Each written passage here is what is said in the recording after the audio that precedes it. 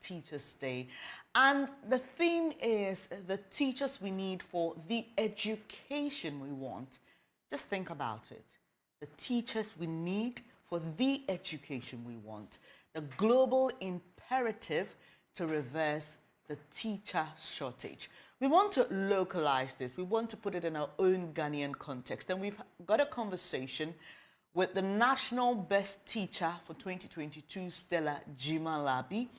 And we'll also be telling you the story of Herbert Echampong, head teacher of the Ahmadiyya Islamic Basic School, Subri, in the Western region.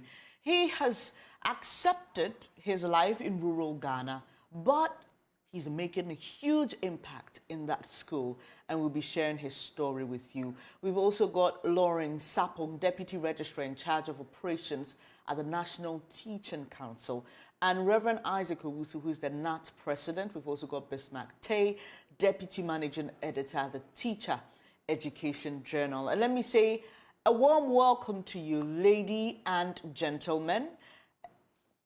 It's a pleasure to have you here. Let me start with you, Stella, because you won an award for being innovative, for making a difference, even in a space where we know there is huge lack. There's a need for huge investment. But there's something that comes to my mind when I think about this year's theme, and that is about whether we have the teachers we need for the education we want. Do we? Of course we do. You heard what the Minister of Education said. He said the Ghanaian teacher is very versatile. All the teacher needs is provide him or her with the resources, and he will give his or her best. And so I dare to say that the Ghanaian teacher is super. I've gone around a lot of schools. I've had interaction with a lot of people, and I've come to the realization that once the resources are provided, not just the physical resources that we see. And so from the interview, one of the teachers said, all you need is a little increment with salary. That is done. Once the intrinsic motivation, the motivation inside is also triggered, then you can get the education you want. Because the teacher is holistically sound. And when we talk about the holistic here, I'm talking about the cognitive, the affective, and the psychomotor. And so if cognitively the teacher has acquired all the knowledge, affectively the teacher is getting all the resources he or she has got at hand, and psychomotorly, then the teacher can implement and give out whatever he or she needs to give. And so we are up to the task. Teachers in Ghana are able, they are capable with or without resources. They should just be provided, and we will give them what they want. That's fantastic. There's also the concern about brain drain, and we've seen that significantly in the health sector. But I have seen advertisements calling for teachers in Ghana, especially English teachers like yourself, to go to countries that need your services. So countries like China, countries like Russia, where they need people to come and teach English and all that. And a subset of today's focus point is reversing that trend of teacher shortage. One of the reasons why we may not be having a lot of teachers. Obviously, you've spoken about remuneration, which is such a disincentive for many people, because why would I want to go into a profession that won't give me the needed remuneration that I deserve? And the other has to do with, the drain and other countries putting more priorities on teachers. What does it look like? You're a teacher. Do we see what we're seeing in the health sector? Is that also becoming an issue where teachers want to leave Ghana to see greener pastures elsewhere? Of course, it's there, except that the nurses' years have been blown out, and so we get to hear of the nurses. But I know teachers who have left the country to see greener pastures. Now, the focal point is it depends on what do you want as a teacher. What you want as a teacher? Is it just about the money you want to make, or about the impact? And so beyond the money, because I've said this before, I've seen rich men get their houses burned down. I've seen rich men lose their cars. I've seen rich men lose their businesses. And so after all is said and done, and we are following the money, of course the money will come. Money is good. I want to enjoy some. But beyond the money, what impact do you want to make? Beyond the money, where do you see yourself? And so a lot of teachers are moving. You might not know. Some have gone already. Some have even switched professions. And so there should be a discussion around the table to find out the teachers we need. The teachers we need, what do they also need? And once we are able to identify what the teachers we need also need, then we can meet them at the convergence point. Because you can bear with me that in most of the institutions, it is not only about the salary, but there are other incentives that come in to support. There are a lot of teachers in Ghana, I tell you. And if the government or the country says that they are going to push all their resources into the teacher, then other sectors will be lagging. However, there should be other discussions around the table to support the teacher we need and give the teacher we need what they also need. Right. Let me find out from my other guests what they also make of this very important subject. And do I have Bismarck Tay, Deputy Managing Editor, the Teacher Education Journal on? All right, Mr. Tay. I am. Thank you so much for joining me this morning. And I love teachers because beyond what they teach in the classroom, for some of us, it was a teacher or a group of teachers who gave us the confidence, who told us that you could do it, you know, when it appeared that we were doubting ourselves. And so teachers do more than just teach you 1 + 1 or 2 + 2 or give you definitions of concepts and all that. Teachers have a huge impact, not only on the people they teach, but generations after, because what they sow in those individuals go a long way. But we know the story of the Ghanaian teacher, don't we? Recently, when there was the Julobi protest, there was a video that went viral of a girl who was literally, she had gone gaga, if I could say that, because she had lost a friend who had a kidney issue, and his father, she says, has worked as a teacher for 30 years, could not afford to keep him on dialysis or treat him. That's the story of the Ghanaian teacher. We hear of teachers who worked for decades and they earn, what, sometimes less than 3,000 Ghana cedis. And you just think about that and it makes you wonder if we really understand the impact of the teacher's job. As a teacher, what goes through your mind when you focus on today's theme about giving the teacher what the teacher needs to get the education we want? Okay, thank you. As you rightly said, the condition of the teacher has a lot to do with the output of the teacher. And as Stella rightly said, as the world this year we are looking at the teacher we need, we also need to talk about what the teacher needs. Especially in today's world, the economic situation we have in the country now, it can't be overemphasized, the need for the conditions of the teacher to be raised. Look, it takes a lot to be trained as a teacher and to become the kind of teacher that, let's say, Stella is today. To become the kind of teacher that Stella is today, the teacher would have to spend a lot of time, a lot of resources in equipping him or herself to be in the position to offer. You can't give what you do not have. So aside the training, getting the teacher we need, it starts from training the teacher. What goes into training the teacher? And after training the teacher, how do you keep the teacher on the job? What are the incentives? what is the remuneration that you spoke about? So when, say, there isn't so much, there isn't enough to keep equipping the teacher to be in the position to keep giving to the learners, then the teacher will have to make extra efforts to do that by him or herself. Then maintaining the teacher on the job. Some teachers, where they teach, other professions wouldn't go. We have a lot of hospitals without doctors, without enough nurses, and we have a lot of schools where one teacher is handling about 4 different classes in a day because there are shortages of teachers. So such a teacher, what keeps that teacher from to keep giving in those difficult situations? Some years back, there was a policy of giving some special allowances to teachers who are teaching in remote places to encourage them to stay. That policy no longer exists. If it does, I have no knowledge of it.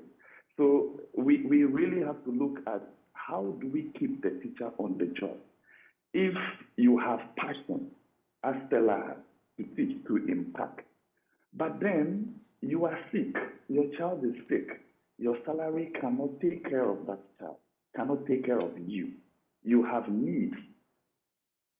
Passion alone is not enough to keep a teacher on the job. And so we can't just say the teacher's reward is in heaven. And so what the teacher is doing today, the conditions around the teacher's job should remain the same. No, it will definitely impact the delivery of the teacher in the classroom. If your child is sick, you don't have money to pay for the child's hospital bills, how can you have peace of mind to be in the class and effectively teach your learners? It is just not impossible. The teacher is a human being. So I believe I side with Stella that we can't just talk about we need teachers, we want teachers to give so much without paying attention.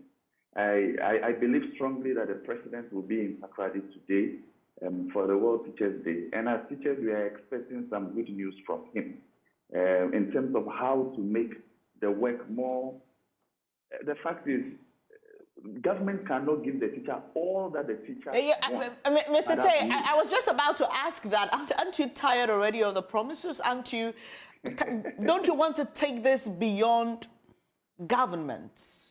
Shouldn't the teachers be pushing for policies that are sustained beyond government, beyond political parties? Because we see all this merry-go-round, even with the education sector, which greatly affects teachers as well. So there's a new curriculum that is introduced, the textbooks are not coming in, but the teacher is expected to be, innovative, be a magician. I'm not saying that it's not good for teachers to be innovative, but it's like asking someone to put up a building and not giving them enough sand or cement to do that. They can do very little. I mean, even if they want to stretch themselves, they will do better with the resources. So why aren't teachers pushing for that? Why aren't you pushing for more of a nationalistic agenda for your welfare? I believe pushing for the nationalistic agenda has been there. Unfortunately, the implementation of this nationalistic agenda still goes back to leadership of the country. And so ideally, a leader's promise is supposed to be fulfilled. A leader's promise is not supposed to just maybe calm tensions and then forget about it. And so we have our unions who keep fighting. And unfortunately, we get to the point where if you really need something in this country, you have to hit the streets, which really shouldn't be.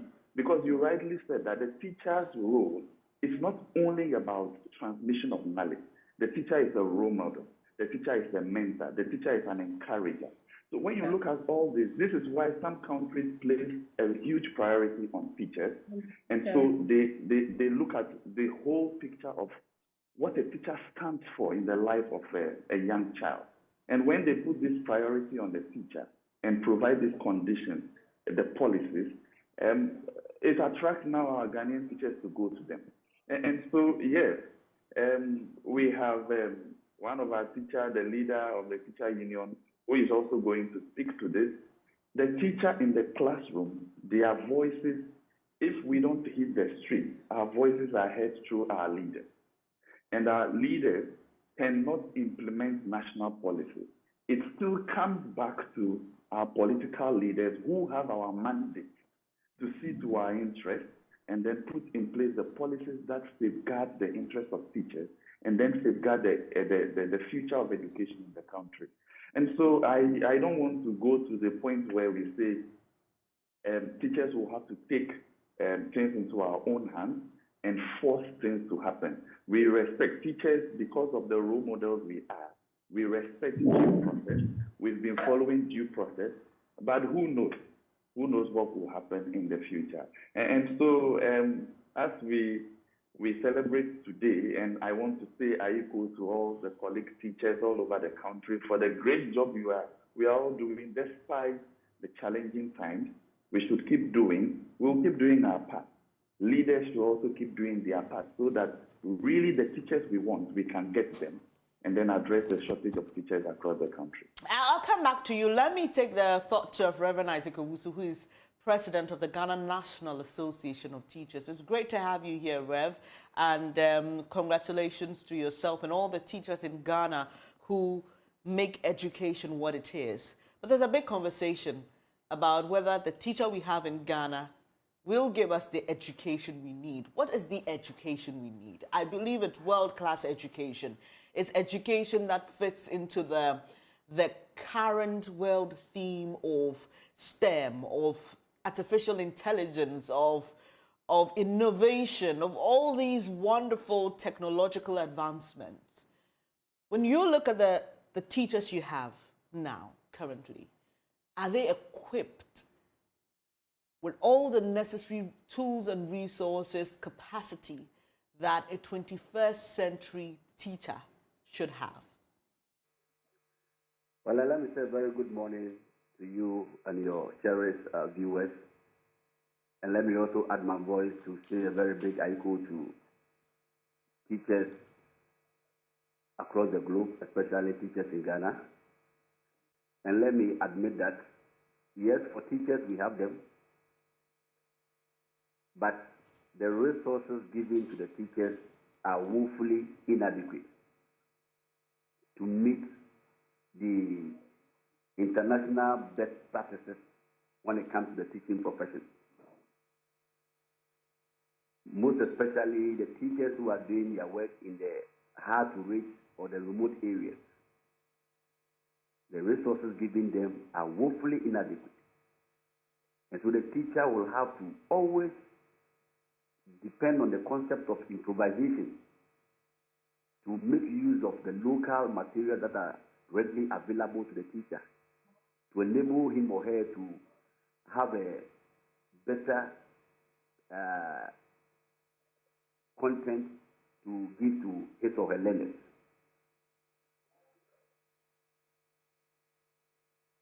Right. So we know there are all these promises from government and even from some of your own associations trying to help teachers, with laptops, with projects, but there always appears to be some contention. And I was just finding out from Mr. Tay whether we shouldn't go beyond the politician and have a kind of national dialogue and national agenda for the Ghanaian teacher. And that also reminds me of the licensure exam. All of these things culminate in creating the teachers we need. There are concerns about the quality of teachers we have now. Some of your colleagues in the teaching profession disagree. They don't even believe there should be a licensure exam. Once they have gone through the teacher training system and they have successfully passed. But it appears that there is a problem even with the quality of some of our teachers, is there not? Well, I stand to agree with you that the best way to go is to have a national dialogue in terms of how the teachers in Ghana can be developed to meet the 21st century teachers that we require. But you see, also the parties decided to do away with the entrenched position And the party here, I'm referring to the government, the parents, the public, the teacher unions, until we all believe that if we all come to the table and put in place policies devoid of any partisan politics, that is where we can have a long-term planning that can help the development of teachers in Ghana. Other than that, now everybody has taken an entrenched position, and which is not helping the development of teachers in Ghana. You see, if you are employer and you decided to do your own thing, if you are employee and you decided to do your own thing, there is no way we can come together to have a nice policy that can help develop teachers in Ghana. So for me, I think that if we will be able to do away with partisan politics and then have a national dialogue as to how we can develop and make sure that teachers in Ghana retain without necessarily living elsewhere for greener pasture, it will go a long way to help us. So we've all spoken about a national dialogue that should happen. Before we proceed, there is a statement to commemorate the day, and I would just like to share that with all of us, then we can continue with the conversation. And this statement is from the Ministry of Education, I believe, and it will be coming up shortly. Right, it's rather from the Ghana Education Services Director General, and it's a video recording with a message. Let's watch this. It's the International Day for the Teachers. I want to, on behalf of Ghana Education Service, extend our warmest, sincerest appreciation and gratitude to our teachers across the length and breadth of this country. Our teachers have actually proven that they would always be there for Ghana's education. Indeed, if you look at what we do at Ghana Education Service as implementers of Ghana's education policies, our teachers are playing a significant role in this enterprise. The learners across the length and breadth of this country have been receiving care, compassion, and education from these teachers in our country. Ghana's teachers indeed have always proven all over the world to be the best. And today, I want to lead the entire management of Ghana Education Service to salute all teachers across the country. We don't need a single day to thank teachers for the work that they do. But it is particularly important that on this day, we appreciate the work of our teachers and we appreciate the sacrifices they make in building our nation. The nation Ghana has assigned a critical duty to Ghana Education Service to produce individuals with the requisite skills, knowledge, competence, and the values so that they can meaningfully contribute to the national development. Management is therefore grateful to teachers for the critical role they've played in the success story of the service. Teachers in Ghana and around the world make the world go round. They provide us with all of the preparations that we need in order to face the challenges of the future. They do that every day in our classrooms and outside of our classrooms. This is an awesome day, a memorable day for our dear teachers of this land. You go the extra mile to turn Dow students to happy, responsible children. We teachers remember our commitment to learners. To us, teaching is not just a job, but a lifestyle. We teach to touch the future. Our commitment will forever be in the minds of our learners. I want to take this opportunity to salute and congratulate all teachers in Ghana, especially those who recognize the need to pay particular attention to learners with special educational needs and disabilities. Teacher is the agent of change, and GES is happy to celebrate all teachers on this special occasion. We pray to the Almighty God for His continuous support and protection for all our teachers. I want to take this opportunity to congratulate teachers on the hard work they are doing out there, especially supporting our girls and their brothers as well. Teachers, I equal to you all. I urge you all to continue doing what you do best so that together we can transform our country through education. Aiko. Your hard work, dedication, and passion for teaching are truly appreciated. Thank you.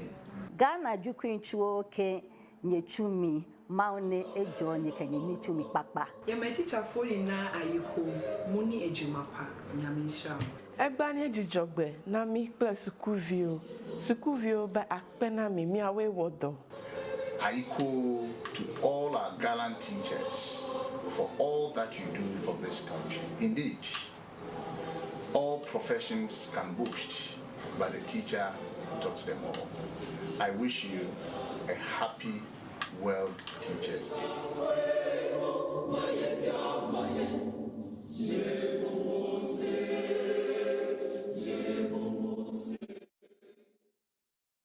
So that's the message from Dr. Eric Nkansa, and he is the Director General of the Ghana Education Service, and his deputies and some staff at the GES, congratulating teachers and telling them why they are so important, so loved, and so appreciated.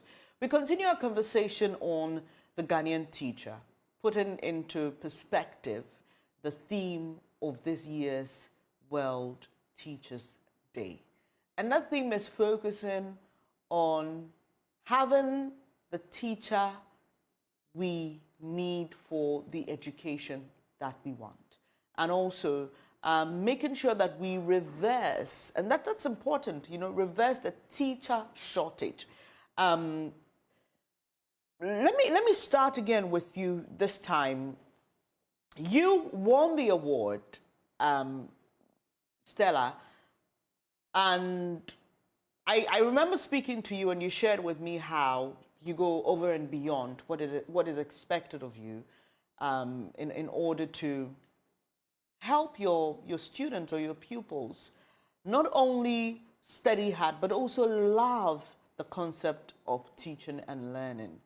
I'm just curious about how you've been able to, if you've had any opportunity to share these ideas that you have personally with some of your colleague teachers, because, you know, sometimes, well, like we say in our local parlance, wisdom does not reside in one head. So there's something that one teacher may have that the other person may not have. I'd just like for you to tell me, since you won the award, how you've been trying to spread your influence beyond your own space. Okay. So one of my philosophies as a teacher is the holistic development of the learner and the teacher. And so we are trying to develop the learner holistically. We are trying to develop the teacher holistically. I've been running a lot of sessions. I go deep into the hinterlands just to get deep connection with the teachers, because I believe that nobody can tell your story better than you.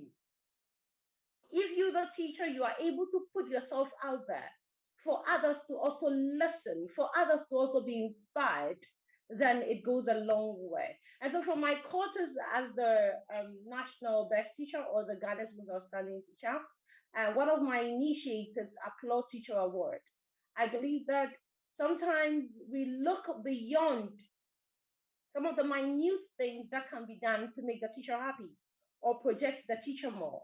And so the Applaud Teacher Award, that initiative just goes to the villages to surprise teachers. Some of the teachers are not even aware that the award is open to everybody. And so I took it personal as an advocate to let them know that the opportunity is there for all of us to enjoy. You just have to put yourself out there. Some teachers are not even on social media. Meanwhile, we talk about collaboration, we talk about innovation, and we talk about teacher projection. How are we going to project you, the teacher, if you don't project yourself? And so with the Applaud Teacher Award, where we go to the villages to inspire the teachers with citations, we also give them the idea. We also make them understand that the award is for everybody. And then another initiative of mine, which just got launched last month, was the Outstanding Teacher Summit.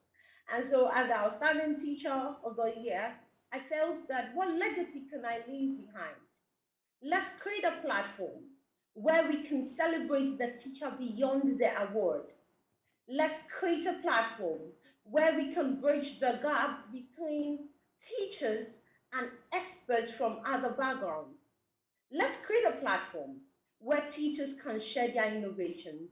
And so I've been up on that as well. And then the Women in the Classroom Conference, that I started before I won the National Best Teacher, and it's still moving on. This time we are doing regions. So this year we were out of Accra. We went to Somanya to interact with female teachers in Somanya, and it was beautiful. We also took the pain to bring in other female teachers who have excelled, who have gone beyond the classroom, and were doing amazing still in the education space. I will have men in the classroom conference because I believe that as you empower the woman, you empower the man as well. And so I do this virtual forum to bring the teachers together. Let's discuss, what can we do? Of course, teaching is a choice, is a lifelong something. But beyond the lifelong, what do we do to make the teacher better?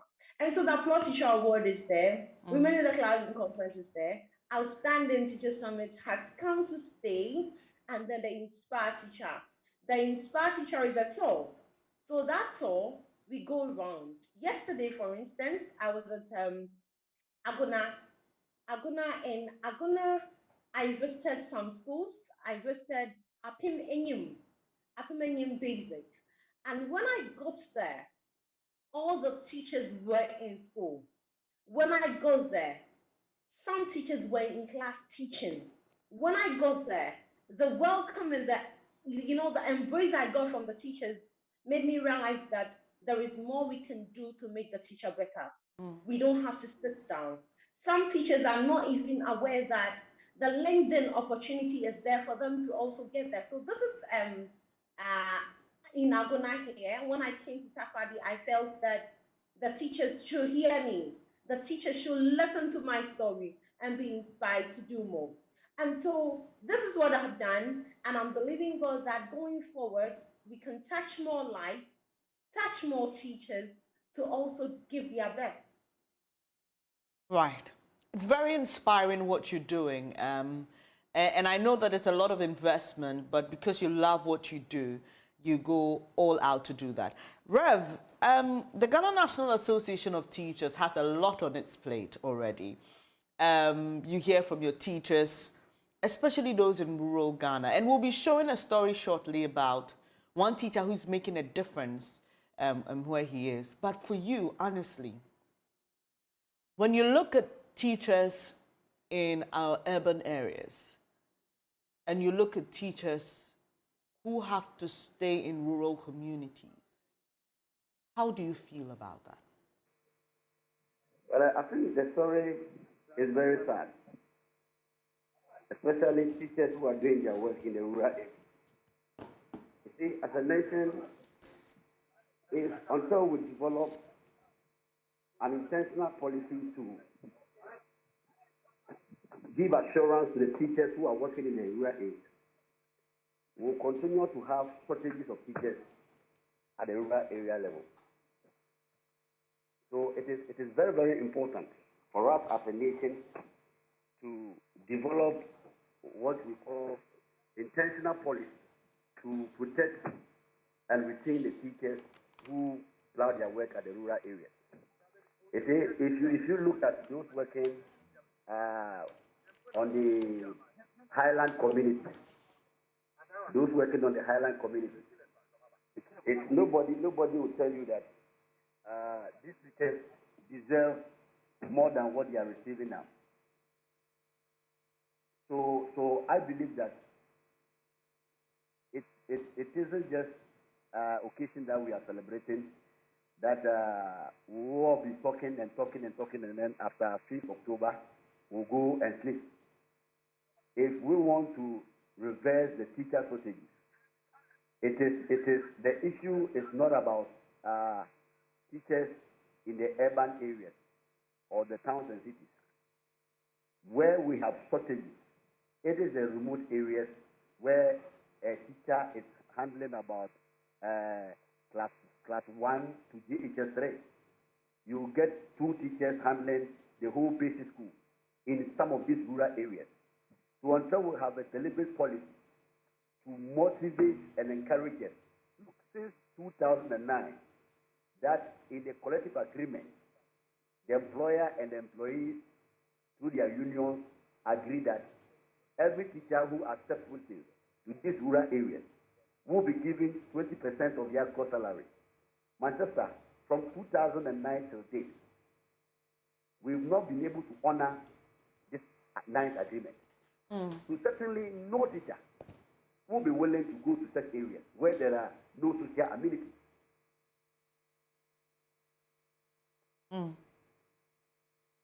Rev, are you on?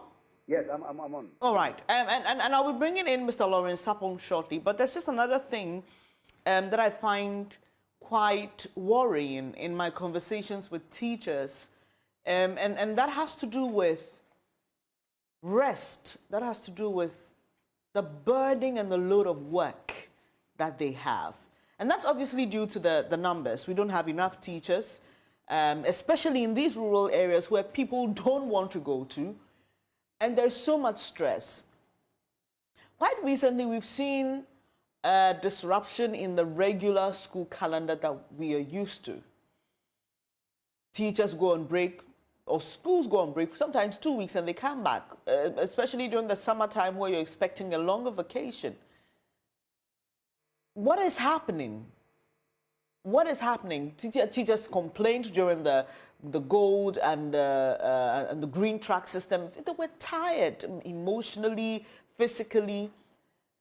Why aren't we focusing on those aspects as well of the teachers' well-being?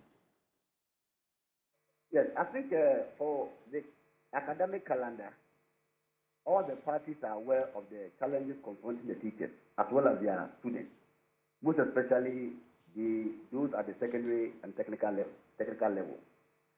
You see, with the advent of the COVID-19 in 2020, it distorted the academic calendar for the entire level.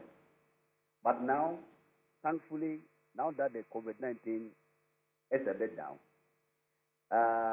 the basic school we've been able to manage, and with this particular academic year, we have reversed back to the previous academic calendar, where the academic year will end in July, August.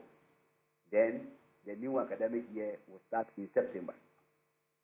But then that of the secondary school, we are still engaging the employer, that is the GES, because the promise, the challenge has come due to the double track system. And the government promised that at least within 7 years, after the introduction of the free SHS, they would do everything possible to raise a lot of infrastructure to curb the challenge of this double track. And so today we are also going to remind the government of their promise, because teachers cannot be working throughout the whole year with little or no rest. The adverse effect on the teachers is not easy. So everything that all stakeholders will do to make sure that the secondary school also reverts to its normal academic year, where at least the academic year will end in July, August, at least for the teachers to have enough rest to start the new academic year. I think it will be better for all of us. Right. Let me bring in Lawrence Sapong now. He is Deputy Registrar in charge of operations at the National Teaching Council. Thank you so much for joining me, Mr. Sapong. Trust you're doing well today. Can you kindly unmute your device? It's impossible to hear you, sir.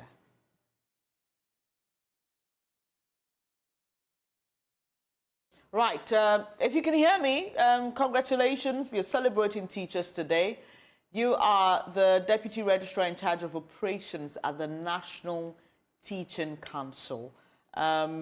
We've been talking about teachers in Ghana, talking about all the issues, about the quality of training that is even given the teachers. I mean, those issues came up with the licensure failures, and there's a lot of concern about the quality of teachers. You know, as they say, you're as good as the one who teaches you. And we've also been talking about the lack of teachers, especially in rural Ghana, the conditions that teachers have to teach in, very disheartening sometimes. And we've done a lot of stories, a lot of them, uncountable stories, about even teachers having to cross streams and rivers, the dangers they go through. In other countries, actually, such teachers would be paid more because of the risk involved in the work that they do. But we don't see that here in Ghana. And it appears that increasingly, fewer people are getting interested in the profession. What can we do to remedy this? Thank you very much. If you look at the changes that we have put in place within the last 12 months, we've come out with what is called Comprehensive National Teacher Policy, which was even showcased last 2 days. There's a dimension in it that addresses teachers' condition of service and well-being.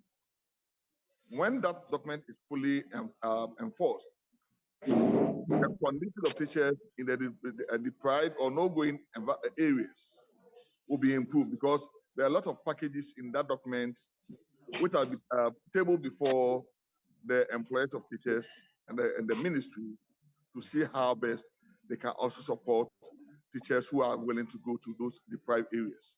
Even before that, within our effort at the National Teaching Council, what we have done is that teachers who go to such areas are given extra package when it comes to CPD credit points. Those in the cities or those in the places where everybody wants to go are to fund their CPD program from their CPD allowance.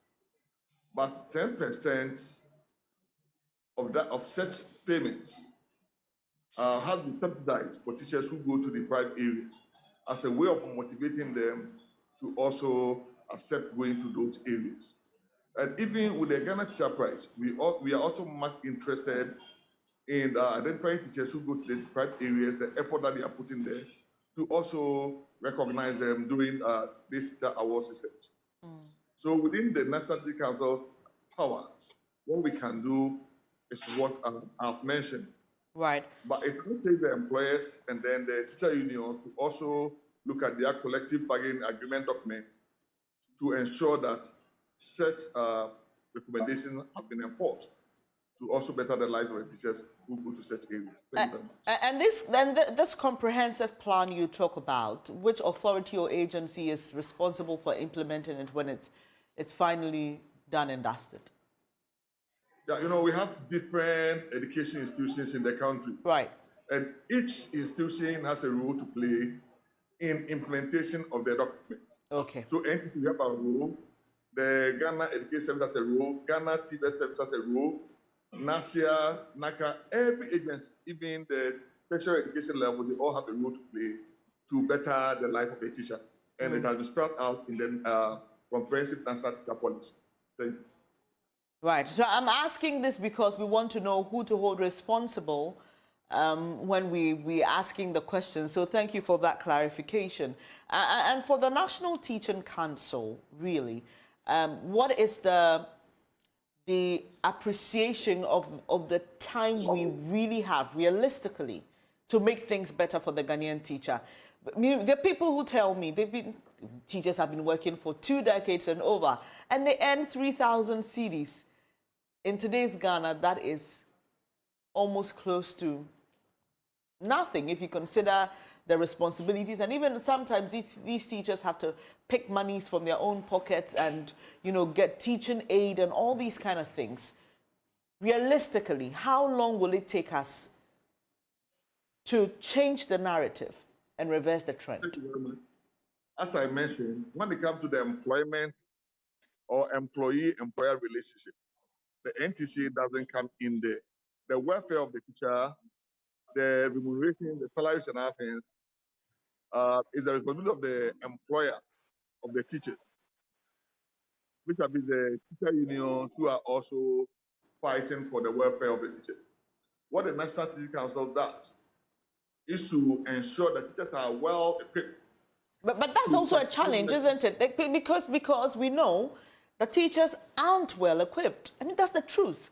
Let's even talk about textbooks. Quite recently, we had to go back to the minister. The Parliamentary Select Committee had to visit schools, try to figure out what the situation on the ground is. So yes, I'm speaking specifically to the NTC's role in all of this, equipping the teacher, making sure that the teacher has the capacity, the resources to do the job that they have to do.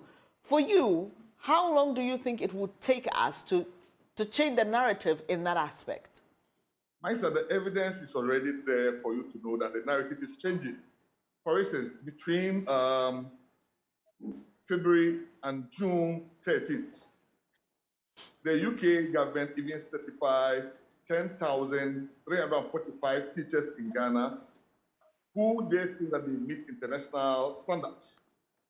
And that alone to tell that our teachers have been well prepared to compete with their fellows at the international level. In 2018, Ghana was able to produce one of the world's top best 50 teachers. Coming down to 2020, Ghana was able to produce Africa Best Teacher. And 2021, we produced another Africa Best Teacher. And last year, we had one of the Ghanaian teachers coming among the world's top five best teachers. So that is to tell that things are changing, the narrative is changing. So in terms of capacity, building the capacity of the teachers, the council has done a lot through the development of the national teacher standards. But I think your concern, or what is concerned to all of us, is how the teacher welfare will be taken care of. And that's where I say that we have developed a comprehensive national teacher policy, which has earmarked a dimension to facilitate how to support the teacher, to also have a sound mind in order to deliver effectively in the classroom. And that has been enshrined in the comprehensive document, which is also a feature of that of the collective bargaining agreement document. So the unions are now sitting with the employers to see how they can make full implementation of this dimension. And things are in place. We are engaging teachers day in and day out. You know that before 2020, there was something called professional development allowance for teachers. We have instituted that where teachers are also given allowance in order to do their research and also to build their capacity. So the story is changing, and it doesn't take a day. It's a step-by-step approach. And we are almost there. Thank you very much. Right. Can you give us an update of the continuous professional development framework for teachers? That's very important, because when I was in university, for example, there were a particular lecturer whose notes he was giving me were the same notes that he gave to people who had done the same course 5 or 6 or 7 years. Clearly, he had not updated himself, upgraded, nothing. It was just the same old thing. But we know that knowledge is organic. It's like an organism. It grows, it expands. Sometimes it changes, even in the world of science, right? They tell you, oh, our research and our data is pointing to something else. There could have been a misinterpretation elsewhere. So knowledge is like that. It's dynamic. And that's why it's important, this continuous professional development framework. But just give us a quick update on that one as well. Thank you very much. In this era of lifelong learning, it's expected that every teacher will update and upgrade the competencies in order to function effectively. Just as you mentioned, as a growing child, I came to realize that atom is indivisible. Atom cannot be divided. I also came to learn that we have 9 planets. But becoming a science teacher, there are documents that are now showing that atom can be divided. There are documents that are showing that Pluto is no more planet. So as even my class teacher is still using his old notes to teach. That teacher would definitely pollute the learners. That is why we have come out with a professional framework. A framework that specifies areas that teachers need to undertake a study to upgrade themselves. But when we brought the framework, we also said that let's design a motivating factor that will help the teachers to go through the CPD program. So we came out with what we call CPD point building system. So as when you go for the CPD, a transcript is generated showing the course that you attend and the points that comes with.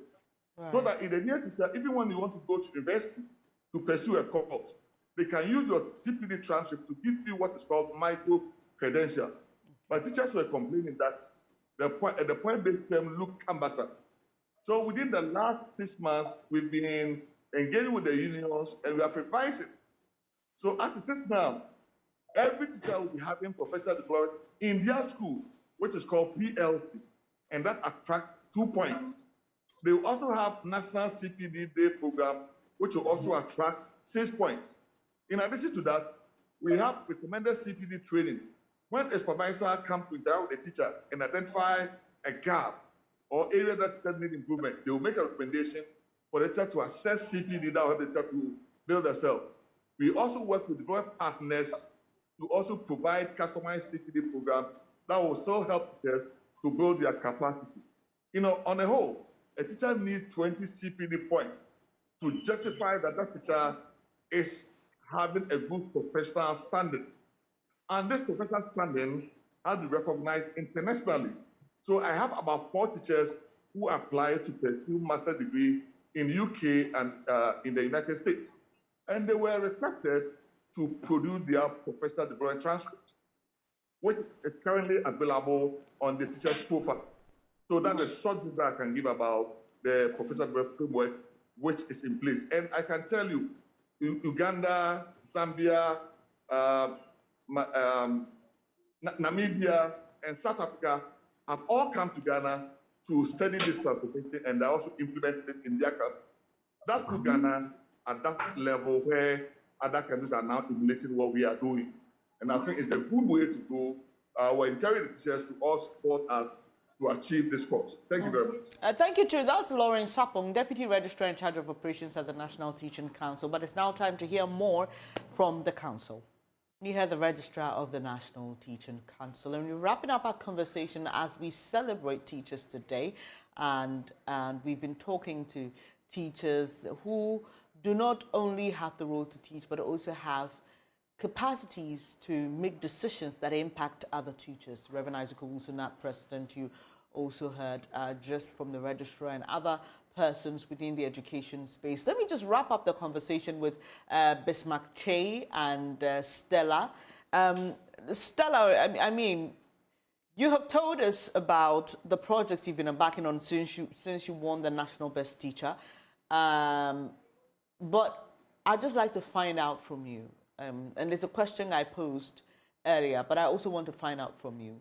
With the progress that we're making, how long do you think it will take us to get to make the needed impact, to get teachers, and I mean all across the country, I'm not only talking about in urban spaces like Accra and Kumasi, all across the country, to have the necessary logistics, to have the necessary capacity, because we all know that education is a key way to national transformation. So how soon do you think we can do that with the strides we're making so far?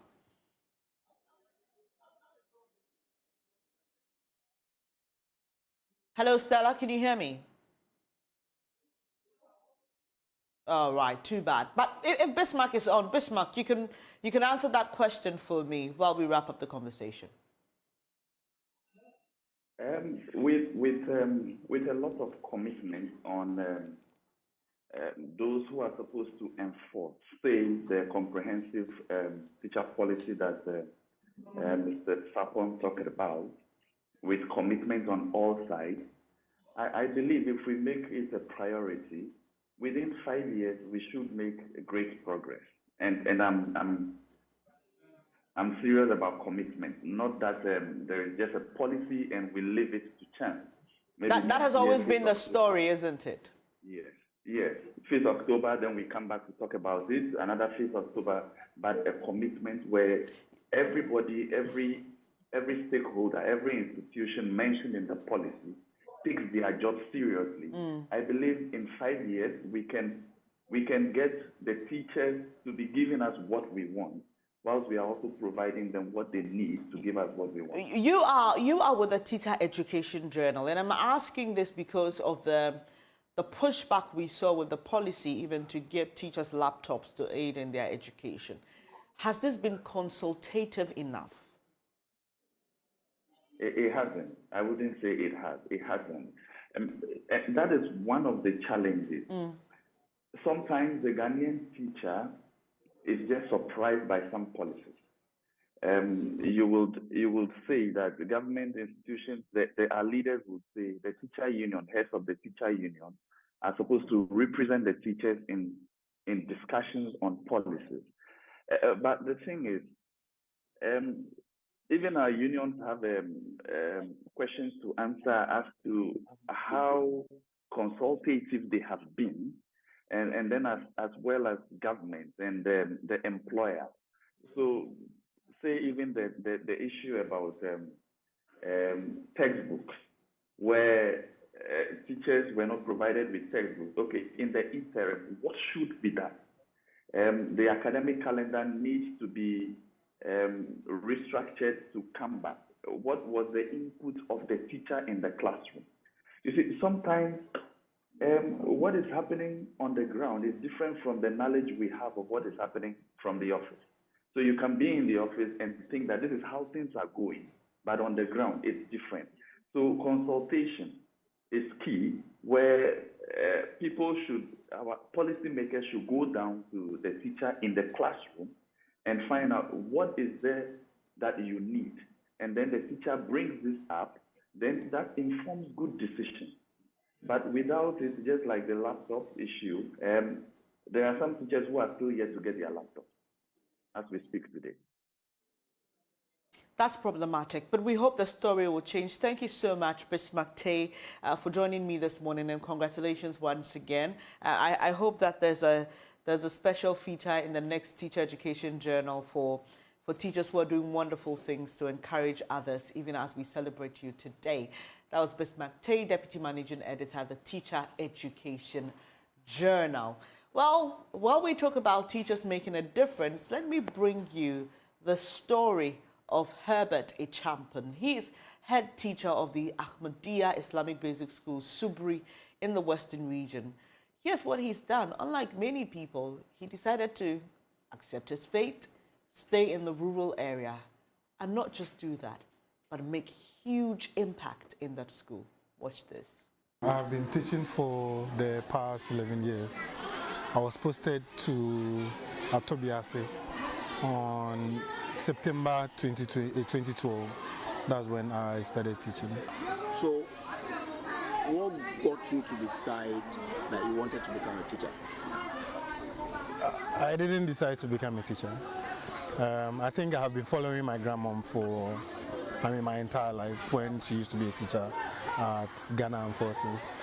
So while she was a teacher, I became a headmistress and also an officer in Armed Forces. I think that was when I started learning some of the skill. But personally, I had always wanted to be a journalist, as you know. Yeah, but along the line, somewhere in 2007, an unfortunate situation happened and I was compelled to wait at home for a while, maybe a year. But my grandmom didn't want that situation, so I was advised that I should go through the training college and see the outcome of it. But prior to that, I had already done a volunteer work with a particular school which I opted not to take salary. Okay. So my grandmom felt like, okay, I think it's okay for me to try it out and see how things will turn out to be, and here I am. Okay. So, having been in it for more than a decade, if you had to decide to be a teacher again 10 years back, would you decide to be a teacher? Oh no, I wouldn't. I feel like, I mean, it's a good profession, noble as a lot of people will say, but it's not. It doesn't have enough financial benefits, and in most situations when you are not working in an urban environment, people in one way or the other have a disrespect towards it. And I feel as a nation we don't necessarily pay attention or give respect to teaching, but we find it to be a necessity. So I mean, in some few days or months ago, I was contemplating why we have a need for people to be providing such services, but we don't feel compelled enough to respect them and then pay them with the right amount of salary that they would deserve, or for them to probably do or work harder for the kind of outcomes that we've been expecting. If you say they are not paid the right amount, what amount would be the right payment for these people? I mean, look, even for people on the rank of deputy, assistant director 2 or deputy director, are not earning more than 4,000 cedis. I don't know how much my district director is earning, but her deputy, I am not sure, is around 5,000 or 6,000. I doubt. And for you to be working for a long period of time, and in a month you are earning, or a young guy, you are earning around 3,000, even for an assistant director too. I mean, how much are you spending on family? How much are you spending on yourself? How much are you saving? When are you going to even build a house, buy a car, like have a dream? Unless our reward is in heaven. It'll be very difficult.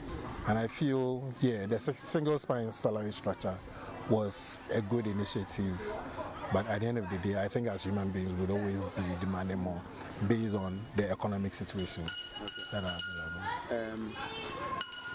When you were posted here, there were so many issues with infrastructure, yes. But you've turned it around. Yes. Behind you, we see a very beautiful structure.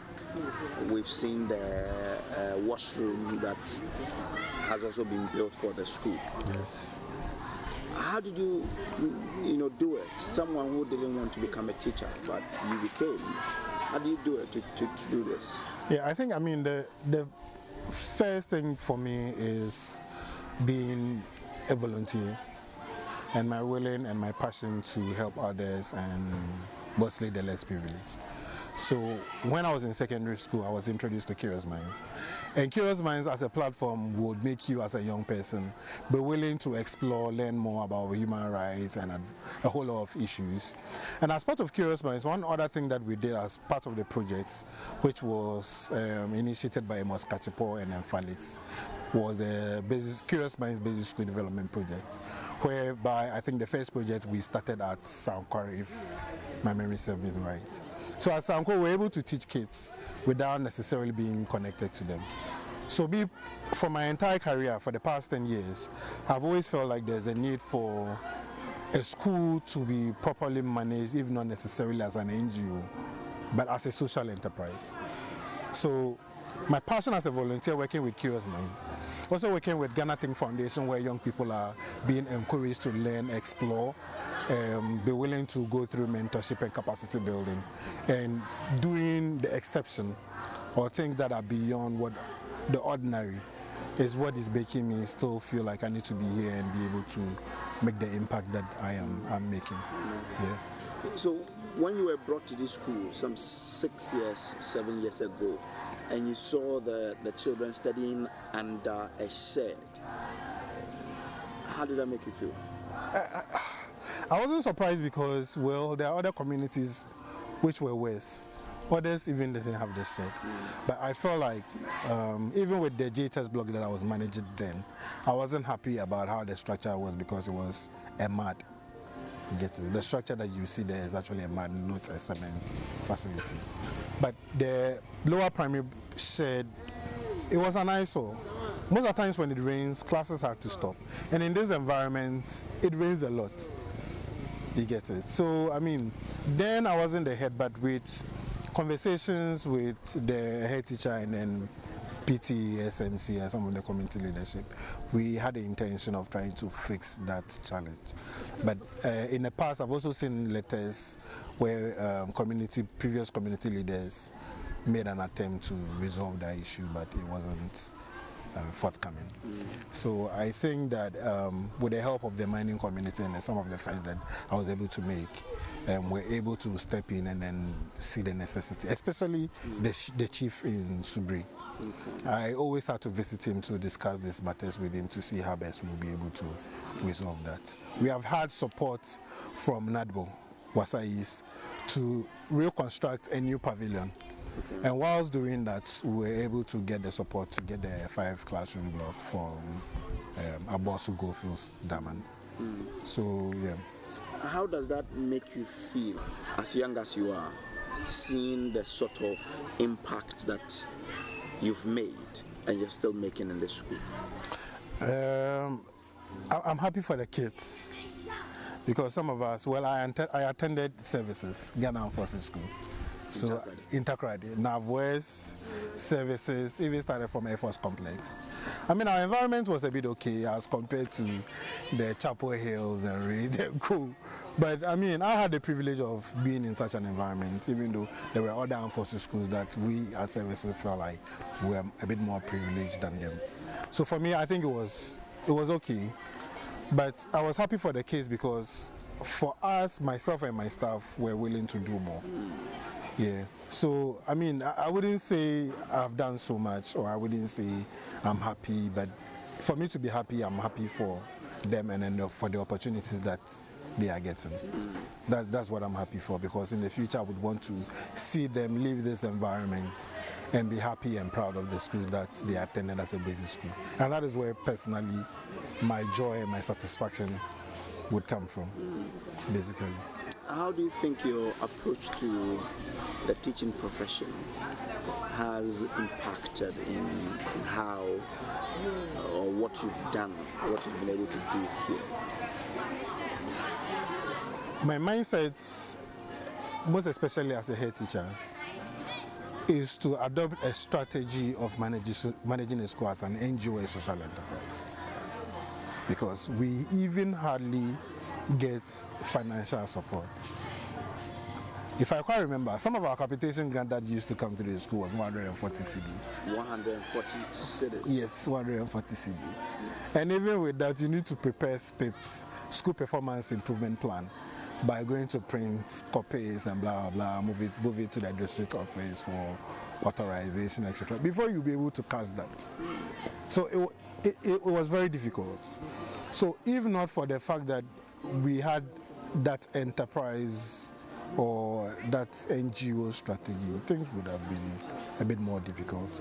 The school is not really resourced, just like most schools in Ghana. But we've always found a way of saving money for the little project that we do. And also we've been able to bridge the gap between the school and the community, because in the past it wasn't there. And that's how I see the essence of most community schools, the community taking charge of their community, of their schools. Because I mean, government may not necessarily have to come in to solve most of your problems, but the community membership, the school community itself, PTA, SMC, should take charge and not necessarily rely on government to solve some of their problems. By doing so, I think that some of the kids will be able to have a very good learning experience, and some learning outcomes will be achieved without necessarily relying on 140 cedis. But I mean, thank God we are very fortunate to be part of Ghana Accountability for Learning Outcome project, which is called Gallup. So we are part of Gallup School, so government gives us for the base grant, we are getting 1,500 cedis, no, 2,500 cedis. And then for we also get per capita grant based on the total number of enrollments or population we have in the school. So I mean, so it's a good thing. Because I was going to ask you if you are getting 140 cedis as capitation grant. So we are getting. How are you able to save them? We don't. We just accumulate the money, and then we save it towards a project that we think is a bit more achievable. So if teachers, because over here, because it's very mandatory for teachers to write their lesson notes, we save the money so that we'll be able to provide them the lesson notes to write themselves. And even when they buy, they have to get me receipt for me to refund the money to them. You get it? And we are very happy and excited that we're selected to be part of the Gallup School, because now we have enough money. It is not a big money, like probably 4,000, getting to 4,000 cedis. It's not a big money, but in a government setting and for a school like this, 4,000, 1,000 cedis, 2,000 cedis could make a lot of impact. Okay. You understand? My KG, for example, if you move there, they have a lot of toys to play with. You understand? We bought them alphabet puzzles, games, etc. If you are here on Friday, you would have seen some of the seniors, those in GHS playing draft and Ludo, etc. These are some of the things that we try to provide the kids so that they'll be able to have an interest and keep coming to school. And a way of improving an enrollment drive and trying to sustain and improve the quality of education that we are supposed to achieve within the school. How do you think we can retain people like you in the education sector to keep doing the positive things you're doing in the sector? Yeah, I think for most people who are posted in the rural communities, I think the community should provide accommodation for the teachers. In this community, for example, myself, I'm paying 100 cedis a month accommodation. Someone in Accra will be like, oh, this is okay. But this is where I don't do any other business beside this. And they are taking 2 years in advance. It takes a lot of money from my pocket, you understand?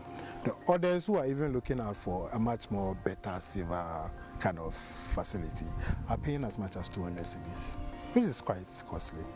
Things are very expensive here. So I would encourage that communities should be able to build bungalows for teachers so that they'll be able to stay in and retain them.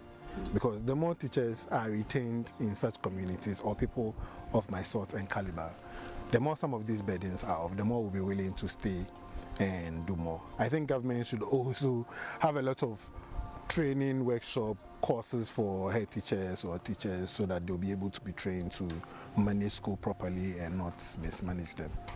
You get it? So, I mean, these are some of the ideas that I think that could actually help. I also feel like the older head teachers should not always be transferred to other places.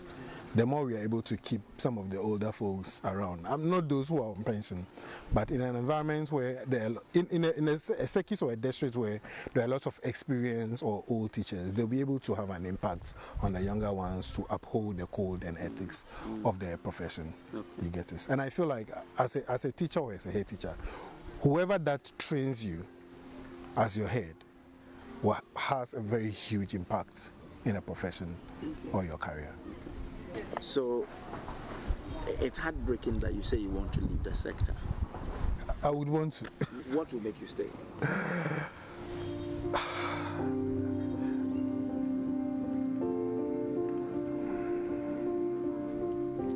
It's a very difficult question.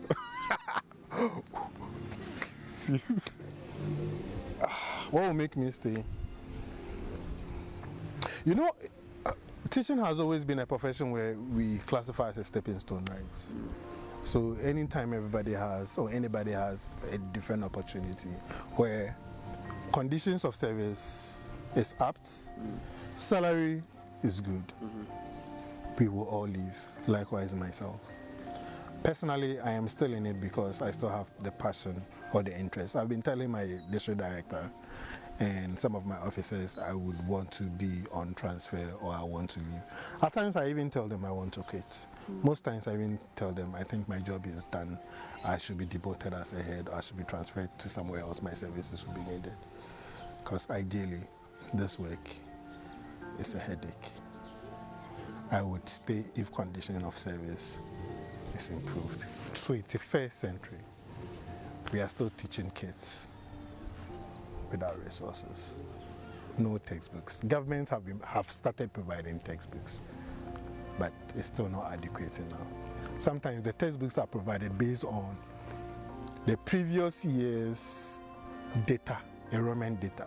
So assuming that the previous year you give a data of maybe basic 4 kids are 20, and this time around you've improved the enrollment drive and they are now 40. They are bringing you 20 based on what you provided the last time.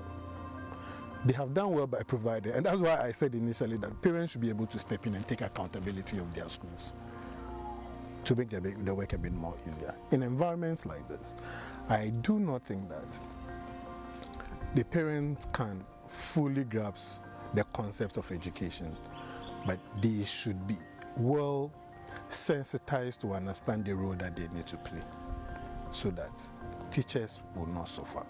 Because it is difficult to be explaining concepts to kids who do not start school early. Force them to even speak the language, and they still can't. And they are competing with people who have been privileged and resourced, and they are living in the cities. Maybe their parents are actually working harder to make sure they achieve whatever dream that or aspiration that they have. But if we want to achieve equity, equality, and all that, I think that most schools should be leveled up. If you see the infrastructure at our champion school, our champion model, it's beautiful. I feel like most schools should be like that. Very good environment. In this school, we had to spend a week to even grow the grass and plant trees to make the place more greener. Clear a lot of bushes. Provide ties, paint those ties so that the kids will have a safe environment to be playing with.